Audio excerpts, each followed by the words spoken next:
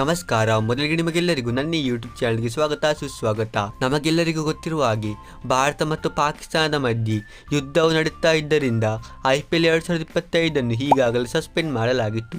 ಆದರೆ ಈಗ IPL 2025 ಮತ್ತು ಯುದ್ಧದ ರಿಲೇಟೆಡ್ ಕೆಲವು ದೊಡ್ಡ ಅಪ್ಡೇಟ್ಸ್ಗಳು ಬರ್ತಾ ಇದೆ. ಏನಪ್ಪಾ ಅಂದ್ರೆ ನಿನ್ನೆ ಶನಿವಾರ 10 ಮೇಗೆ ಭಾರತ ಮತ್ತು ಪಾಕಿಸ್ತಾನವು ಕದನ ವಿರಾಮವನ್ನು ಘೋಷಿಸಿದೆ. ಹೌದು, ಅಮೆರಿಕದ ಮಧ್ಯಸ್ಥಿಕೆಯಿಂದ ಭಾರತ ಮತ್ತು ಪಾಕಿಸ್ತಾನ ಮಾತುಕತೆಯನ್ನು ನಡೆಸಿ ಈಗಾಗಲೇ ಕದನ ವಿರಾಮವನ್ನು ಘೋಷಿಸಿತ್ತು. ಆದರೆ ನಿನ್ನೆ ರಾತ್ರಿ ಪಾಕಿಸ್ತಾನವು ಭಾರತದ ಮೇಲೆ ಪುನಃ ಡ್ರೋನ್ ದಾಳಿ ನಡೆಸಿ ತನ್ನ ಕಂತ್ರಿ ಬುದ್ಧಿಯನ್ನು ತೋರಿಸಿ ಕದನ ವಿರಾಮವನ್ನು ಉಲ್ಲಂಘನೆ ಮಾಡಿತು. ಹಾಗಾಗಿ ಕೆಲವರ ಮನದಲ್ಲಿ ಇನ್ನೂ ಭೀತಿ ಹುಟ್ಟಿದೆ, ಇಲ್ಲೇನಾದರೂ ಯುದ್ಧ ಪುನಃ ಶುರುವಾಗುತ್ತಾ ಅಂತ. ಆದರೆ ನಾಳೆ ಅಂದರೆ 12 ಮೇಗೆ ಭಾರತ ಮತ್ತು ಪಾಕಿಸ್ತಾನವು ಒಂದು ಮೀಟಿಂಗ್ ಅನ್ನು ನಡೆಸಲಿದೆ. ಮತ್ತೆ ಈ ಮೀಟಿಂಗ್ ಅಲ್ಲಿ ಡಿಸೈಡ್ ಆಗುತ್ತೆ ಇನ್ನು ಯುದ್ಧವು ನಿಲ್ಲುತ್ತಾ ಅಥವಾ ಮುಂದುವರಿಯುತ್ತಾ ಅಂತ. ಮತ್ತೆ ಇದರ ಬಳಿಕವೇ ಇಲ್ಲಿ IPL 2025 ರಿಲೇಟೆಡ್ ಒಂದು ದೊಡ್ಡ ಗುಡ್ ನ್ಯೂಸ್ ಬರ್ತಾ ಇದೆ.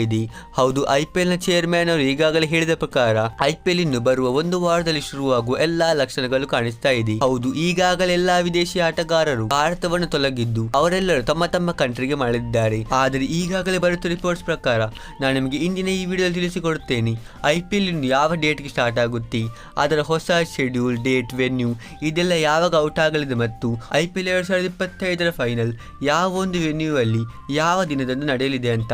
ಹಾಗಾದ್ರೆ ಇನ್ನೂ ತಡ ಮಾಡದೆ ಬೇಗನೆ ಈ ವಿಡಿಯೋವನ್ನು ಸ್ಟಾರ್ಟ್ ಮಾಡೋಣ. ಮೊದಲಿಗೆ IPL ನ ಚೇರ್ಮನ್ ಅವರು ಹೇಳಿದಂತೆ ಅವರು ಇನ್ನು 1 ರಿಂದ 2 ದಿನಗಳಲ್ಲಿ IPL ಯಾವಾಗ ಸ್ಟಾರ್ಟ್ ಮಾಡಬೇಕಂತ ಗವರ್ಮೆಂಟ್, ಟೀಮ್ ಹೋಲ್ಡರ್ಸ್ ಮತ್ತು ಬ್ರಾಡ್ಕಾಸ್ಟರ್ಸ್ ಬಳಿ ಮಾತುಕತೆಯನ್ನು ನಡೆಸಲಿದ್ದಾರೆ. ಅಂದ್ರೆ ಇವರ ಬಳಿ ಮಾತುಕತೆ ನಡೆಸಿ ಇನ್ನು ಮುಂದಿನ IPL ನ ನಿರ್ಧಾರವನ್ನು ತೆಗೆಯಲಾಗುತ್ತದೆ. ಅಂದ್ರೆ IPL ಬೇಗನೆ ಸ್ಟಾರ್ಟ್ ಆಗದಿದ್ದರೂ ಇನ್ನು 2 ರಿಂದ 3 ದಿನಗಳಲ್ಲಿ IPL ಹೊಸ ಶೆಡ್ಯೂಲ್ ಔಟ್ ಆಗಲಿದೆ ಅಂತ ಅವರು ಹೇಳಿದ್ದಾರೆ. ಇಲ್ಲಿ IPL ಯಾವಾಗ ಸ್ಟಾರ್ಟ್ ಆಗಬಹುದೆಂದು ಹೇಳೋದಾದರೆ ಇದೇ ತಿಂಗಳ 17 ಮೇಗೆ ಅಂದರೆ ಶನಿವಾರ IPL ಪುನಃ ಸ್ಟಾರ್ಟ್ ಆಗಲಿದೆ. ಮತ್ತೆ IPL 2025 ಫೈನಲ್ ಕೂಡ ಇದೇ ತಿಂಗಳ 30 ಮೇಗೆ ನಡೆಯಲಿದೆ. ಯಾಕೆಂದರೆ BCCI ಇಲ್ಲಿ IPL ಅನ್ನು ಮೇ ತಿಂಗಳಲ್ಲಿ ಮುಗಿಸುವ ಒಂದು ಎಲ್ಲಾ ಪ್ರಯತ್ನವನ್ನು ನಡೆಸುತ್ತದೆ. ಅಷ್ಟೇ ಅಲ್ಲದೆ ಈ ಬಾರಿ IPL ಪಂದ್ಯಗಳು ಮತ್ತೆ IPL ಪುನಃ ಶುರುವಾದಾಗ IPL ನ ಯಾವುದೇ ಒಂದು ಪಂದ್ಯಗಳು ಪಂಜಾಬಿನ ಧರ್ಮಶಾಲಾ, ಗುಜರಾತ್ ಅಥವಾ ರಾಜಸ್ಥಾನದ ಯಾವುದೇ ಒಂದು ಸ್ಟೇಡಿಯಂ ಅಲ್ಲಿ ನೋಡಲಿಕ್ಕೆ ಸಿಗುವುದಿಲ್ಲ. ಇದರ ಬದಲಿಗೆ IPL ನ ಉಳಿದ ಪಂದ್ಯಗಳು ನಡೆಸಲು ಕೋಲ್ಕತ್ತಾ, ಬೆಂಗಳೂರು, ಚೆನ್ನೈ ಮತ್ತು ಹೈದರಾಬಾದಿನ ಕ್ರೀಡಾಂಗಣಗಳನ್ನು ಆಯ್ಕೆ ಮಾಡಲಾಗಿದೆ. ಯಾಕೆಂದರೆ ಈ ಪ್ರದೇಶಗಳು ಗಡಿಯಿಂದ ದೂರ ಇರುವುದರಿಂದ ಇದು ಸೇಫರ್ ಸೈಡ್ ಅಲ್ಲಿ ಇದೆ. ಹಾಗಾಗಿ IPL ಎಲ್ಲ ಪಂದ್ಯಗಳು ಇಲ್ಲೇ ನಡೆಯಬಹುದು. ಮತ್ತೆ ಇನ್ನು ನಮಗೆ IPL ಕಂಟಿನ್ಯೂ ಆಗುವಾಗ ತುಂಬಾನೇ ಒಂದು ಡಬಲ್ ಹೆಡರ್ಸ್ ಗಳು ನೋಡಲಿಕ್ಕೆ ಸಿಗುತ್ತದೆ.